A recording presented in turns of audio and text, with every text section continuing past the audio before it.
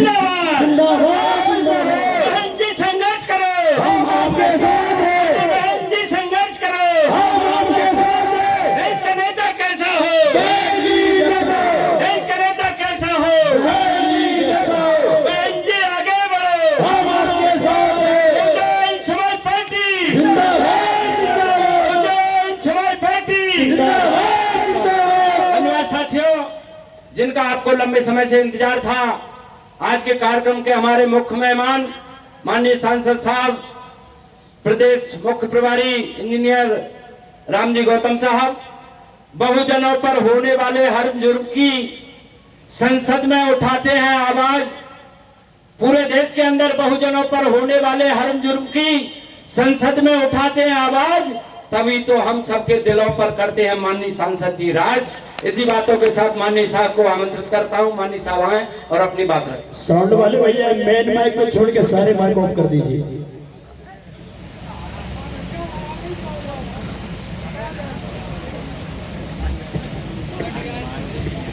सर्वप्रथम करुणा के सागर तथागत गौतम बुद्ध, सामाजिक परिवर्तन के अग्रदूत, शिक्षा के जनक महात्मा ज्योतिबा फूले, आरक्षण के जनक कुर्मी राजा छत्रपति साहू जी महाराज, भारतीय संविधान के रचयिता बौद्ध सत्व भारत रत्न परम पूज्य बाबा साहब डॉक्टर भीमराव अंबेडकर, दलितों, आदिवासियों, पिछड़ों, गरीबों, मुस्लिमों को राजनीति की मुख्य धारा में लाने वाले वाम से DS4 बहुजन समाज पार्टी के संस्थापक मान्यवर श्री कांसी राम साहब एवं बहुजन समाज में जन्मे उन तमाम संतों, गुरुओं और महापुरुषों के चरणों में श्रद्धा के सुमन अर्पित करते हुए और बहन कुमारी मायावती जी को अपना आदर्श नेता मानते हुए, जिन्होंने मुझ जैसे एक छोटे से गरीब कार्यकर्ता को इस देश के सबसे बड़ी पंचायत राज्यसभा में सांसद बना के बैठाया, इसलिए हमारे बहन जी को मैं कोटि कोटि आभार व्यक्त करता हूँ। और साथ ही आज के इस आदिवासी सम्मेलन में हम सब लोग भीनी पलकों से नमन करते हैं शंकर शाह, रघुनाथ शाह जी को, बिरसा मुंडा जी को, तात्या टोपे जी को, क्योंकि आज का ये दिन हमने शंकर शाह और रघुनाथ शाह जी के नाम कर दिया है। आज इनका मैसेज है, इनका एक संदेश है। डावर जी ने बोला कि अपने जीवन को तोपों के सामने बांध दिया, उसके बाद भी डरे नहीं।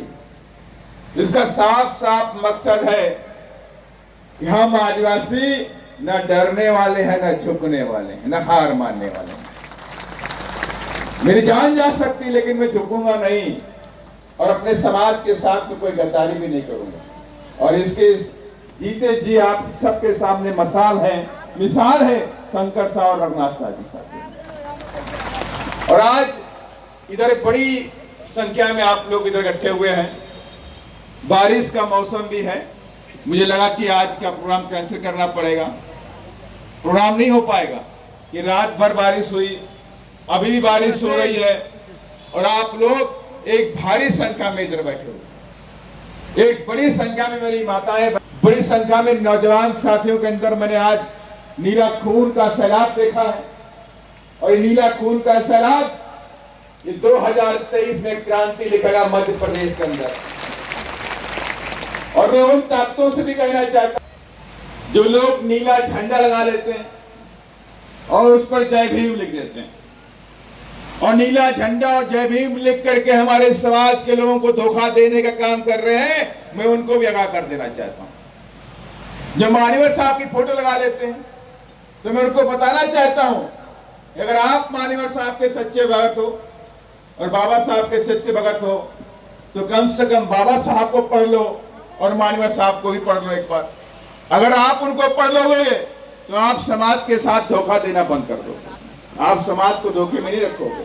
क्योंकि मान्यवर साहब ने कहा था कि कांसीराम को कोई मरा मत समझना। अगर नीले झंडे में हाथी का निशान तुम्हारे घर पहुंच जाए तो समझ जाना कि कांसीराम अभी जिंदा है। अगर नीला झंडा और उस पे हाथी का निशान तुम्हारे घर तक पहुंच जाए तो मान लेना कि कांसीराम जिंदा है साथी। और हम सब मान्यवर साहब के लिए अपना जीवन न्यौछावर करने बैठे हुए हैं। मान्या बहन जी के नक्शे कदम पर चल करके अपने जीवन को समाज के नाम कर चुके हैं।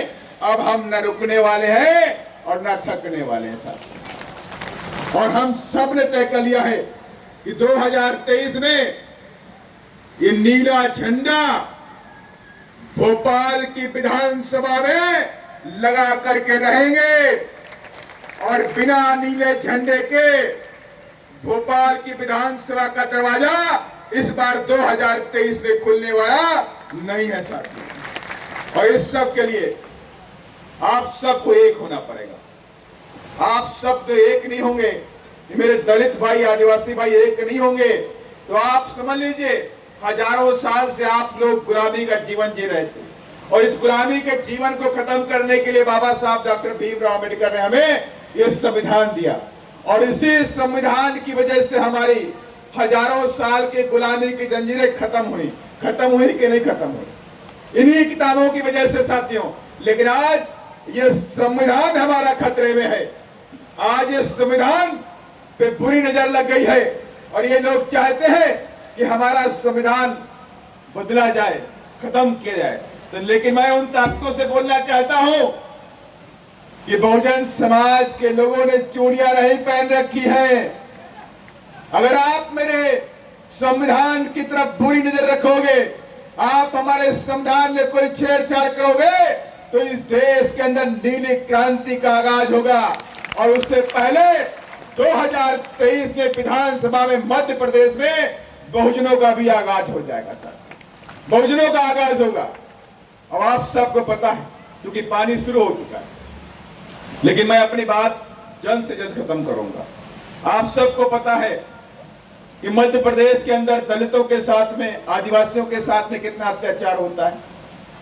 आप सबको पता है कि अभी एक आदिवासी को ट्रक में बांध के खींचा गया था और उसकी मौत हो गई, पूरे शरीर की खाल निकल गई हम लोगों को। तो मैं आप सब से कहना चाहता हूं, ये दलितों पर अत्याचार होता है, आदिवासियों पर अत्याचार होता है, लेकिन ये अत्याचार क्यों होता है हम पे? क्योंकि हम कमजोर हैं और अत्याचार हमेशा कमजोरों के ऊपर होता है। बलि हमेशा बकरे की दी जाती है, बलि हमेशा शेरों की नहीं होती है। क्या शेरों की बलि होती है? कभी सुना आपने? बकरियों की होती है, क्योंकि बकरियां कमजोर होती हैं। और आज हमारे समाज पर अत्याचार होता है, दलितों पर अत्याचार होता है, आदिवासी पर अत्याचार होता है, तो इसका मतलब है कहीं ना कहीं से हम कमजोर हैं। लेकिन आज मैं आप सबको बताना चाहता हूं, ये आपकी जो ये कमजोरी है, आप समझते हैं कि हम इस देश में सबसे कमजोर हैं, दीन दुखी है, गरीब है, बेरोजगार है। अगर आप चाहते हैं कि इसी देश के अंदर आप सबसे ताकतवर बन जाए, जैसे आप पुराने समय में थे, इतिहास में थे, इतिहास के समय में आदिवासी इस देश का राजा था, उसने हार नहीं मानी। हार न मानने की वजह से वो जंगल में चले गए, लेकिन हार नहीं मानी। और आज आपको वो ताकत दोबारा लेकर के आनी है। और वो ताकत कहां आनी है? विधानसभा के अंदर जब आप अपने विधायक जिता करके भेजोगे, वो ताकत दोबारा आपके हाथों में आ जाएगी साहब। इसलिए मैं कहना चाहता हूं कि प्रदेश की सरकार बिरसा मुंडा जी की जयंती पर, शंकर सारनाथ शाह जी की जयंती पर बड़े बड़े आयोजन करेगी, बड़े बड़े आयोजन करेगी, पैसा बांटेगी, दारू मुर्गा बांटेगी, बड़ी भीड़ ला करके इकट्ठा करके आपको समझाने का काम करेगी। लेकिन अगर आप उनसे बोलिए कि अगर आप आदिवासियों के और दलितों के सच्चे हितैषी हैं, तो पूरे देश के अंदर आपने वजीफा बंद कर दिया है, स्कॉलरशिप बंद कर दी है, आप उस स्कॉलरशिप शुरू कर दीजिए ताकि हमारे बच्चों की पढ़ाई रुक गई है, वो पढ़ाई शुरू हो जाए। तो वो स्कॉलरशिप नहीं शुरू करने वाले। और तो और मध्य प्रदेश की सरकार ने 1,20,000 सरकारी स्कूलों को बंद करने की ठानी है।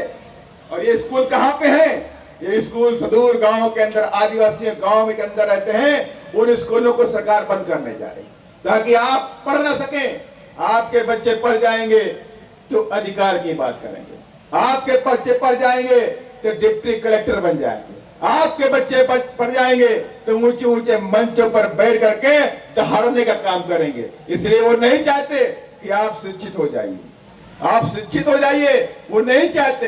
अगर आप उनसे कोई भी बात मानेंगे तो आपकी बात का समर्थन करेंगे। अगर मेरे आदिवासी बहनें, आदिवासी भाई, मेरे दलित भाई, पिछड़े भाई, ये अगर आप लोग उनसे बोलिए कि आपकी सरकार तो बहुत लंबे समय तक प्रदेश में रही, उससे पहले कांग्रेस भी रही, लेकिन आप लोगों ने दलितों, आदिवासियों, पिछड़ों के लिए शिक्षा के क्षेत्र में कौन सा काम किया, तो मेरी समझ से उनके पास कोई जवाब नहीं होगा, उनके पास कोई जवाब नहीं होगा। अगर आप उनसे पूछ लीजिए कि आप शिक्षा हमको दे दीजिए, तो आपको शिक्षा नहीं देंगे। अगर आप उनसे शिक्षा मांगोगे तो शिक्षा आपको नहीं देंगे। अगर आप उनसे दारू बोतल मांगोगे, मुर्गा मांगोगे, बकरा मांगोगे, 500 रुपया मांगोगे तो आपको दे देंगे, लेकिन शिक्षा आपको नहीं देंगे साथियों।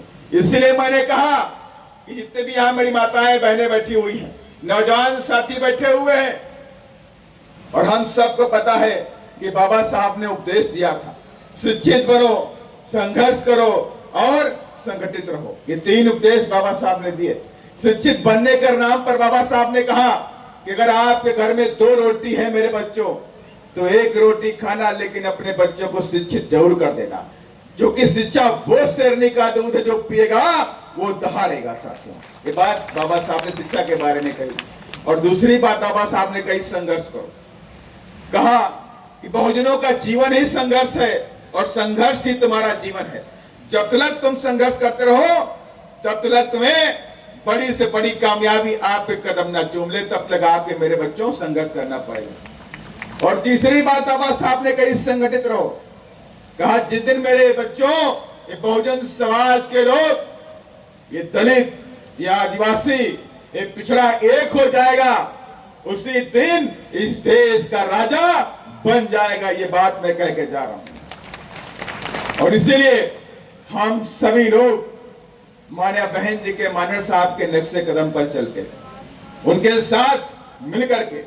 और हमने तय कर लिया है कि पूरे देश के अंदर बहुजन समाज के लोगों को जगा करके रहेंगे और 2023 में अपने संविधान को बचा करके भी रहेंगे साथ। और जो ये लोग सोचते हैं कि आप हमारे संविधान को बदल दोगे तो हम आपकी सरकार बदल देंगे, या आप गलत फहमी में मत रहिए साथियों। और मैं आपको बताना भी चाहता हूं, इससे पहले भी संविधान पे हमला हुआ। इससे पहले स्वर्गीय अटल बिहारी वाजपेयी जी ने भी एक किसी रैली में, अमरोहा की रैली में बोला था कि हम सरकार में आएंगे तो संविधान की समीक्षा करेंगे। आखिर इस संविधान से इनको डर क्यों लगता है? समझने वाली बात यह है कि अगर इस किताब के अंदर ऐसा क्या लिखा है, जब इनको डर लगता है, इस संविधान को बदलने की बात करते हैं, कभी ये संविधान की समीक्षा की बात करते हैं। और तब माननीय श्री कांशीराम साहब ने कहा था, अटल बिहारी वाजपेयी जी होश में आओ। संविधान के सम्मान में बीएसपी मैदान में, ये नारा माननीय श्री कांशीराम साहब ने दिया था। और मैंने आपसे कहा कि आखिर इस संविधान, इस किताब से इनको डर क्यों लगता है? आपको पता है, हजारों साल की गुलामी के बेड़ियों को अगर किसी ने तोड़ा है तो बाबा साहब के संविधान ने तोड़ा है। अगर आज इस पंडाल के अंदर मेरा दलित, मेरा आदिवासी, मेरे पिछड़े भाई बहन मान सम्मान के साथ में बैठे हुए हैं, तो ये अधिकार इसी संविधान ने दिया। अगर इस देश के अंदर मेरे दलित, मेरे आदिवासी भाई, मेरे पिछड़े भाई पढ़ लिख करके अधिकारी बनते हैं, डॉक्टर बनते हैं, इंजीनियर बनते हैं, आईएएस बनते हैं, आईपीएस बनते हैं, साइंटिस्ट बनते हैं, तो ये किताब की देन है, बाबा साहब के संविधान की देन है सबके। इसी संविधान में लिखा है, मान सम्मान से रहना, आजादी के साथ में रहना, अच्छे कपड़े पहनना, अच्छा खाना खाना, ये सब इसी किताब के अंदर लिखा है। और इसीलिए इन लोगों को ये किताब से डर लगता है, इसी किताब से इनको डर लगता है। और ये हमेशा ये सपना लेकर सोते हैं कि कौन सा दिन आएगा जब बाबा साहब के संविधान को हम बदल देंगे, सब डॉक्टर अम्बेडकर साहब के संविधान को बदल देंगे। तो मैं उनसे कहना चाहता हूं ये सपना आपका कभी पूरा होने वाला नहीं है, नहीं पूरा होगा ये सपना। हम बाबा साहब के संविधान को और भी ताकत के साथ में 2023 में और 2024 में इस देश में लागू करके रहेंगे। अगर ये आप जानते हैं कि अभी पंचायत के चुनाव हुए मध्य प्रदेश के अंदर, ओबीसी के भाइयों ने कहा 27% रिजर्वेशन हमको मिलना चाहिए। उनकी मांग ना जायज थी, 27% के रिजर्वेशन उनकी मांग जायज थी, लेकिन सरकार ने टाल मटोल कर दिया। और यहां तक कि सरकार ने कोर्ट में हलफनामा भी दिया कि ओबीसी की संख्या, जो ओबीसी की जनसंख्या है, करीब करीब 60% के हिसाब के आसपास मध्य प्रदेश में है। 60% के आसपास मध्य प्रदेश में ओबीसी भाइयों की संख्या है। लेकिन 60% तो छोड़ दीजिए, उनको 27% रिजर्वेशन भी ये सरकारें देना नहीं चाहती। लेकिन मैं आपसे वादा करना चाहता हूं, जिस दिन बहुजन समाज पार्टी ताकत में मध्य प्रदेश में आएगी, उसी दिन बाबा साहब के संविधान के अनुरूप 340 के अनुरूप ओबीसी के लोगों की संख्या की गिनती की जाएगी और ओबीसी के अनुरूप उनके पिछड़ेपन के शिक्षा में, आर्थिक में और सामाजिक में उनका पिछड़ापन का जांच की जाएगी। और उस जांच के बाद अगर ओबीसी के भाइयों को 27 तो छोड़ दो, अगर 60% रिजर्वेशन देना पड़ा तो बहुजन समाज पार्टी देने का काम करेगी।